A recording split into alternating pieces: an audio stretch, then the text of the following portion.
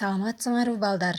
Бүгүн биз бекен таануу сабагынан кыргыз акчалары жана маркалары деген теманы өтөбүз. Анда баарыңар кулак төшөп уккула. Ар бир өлкөнүн акчасы жана маркасы сыяктуу белгилери болот.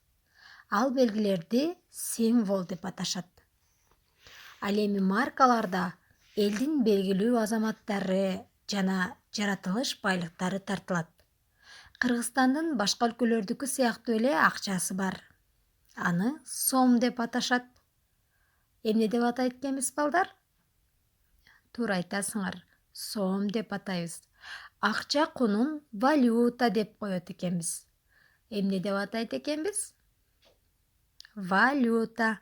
Кайталайбыз. Валюта. Азаматсыңар. Кагаз акча банкнота деп аталат экен. Биз дайым эле кезиктирип көрүп жүргөн кагаз акчаларыбыз банкнота. Эстеп калдыкпы балдар? Ал эми металлдан тыйындар жасалат экен. Азыркы күндө баарыбыз тыйындарды кеңири колдонуп келебиз, балдар? Ошол тыйындар металлдан жасалат экен. Банкноталарда жана тыйындарда өлкөбүздүн белгилүү адамдарынын сүрөттөрү тартылган. Мурункулар алтын, күмүш, жезден куюлган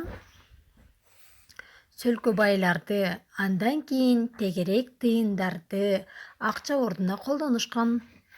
Кийинчерээк биринчилерден болуп, Кытайда азыркыдай кагаз акча пайда болгон.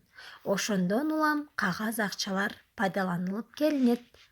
Бирок бизде балдар, өзүбүз билгендей эле 1 тыйын, 3 тыйын, 5 тыйын, 10 тыйынды пайдаланабыз, балдар?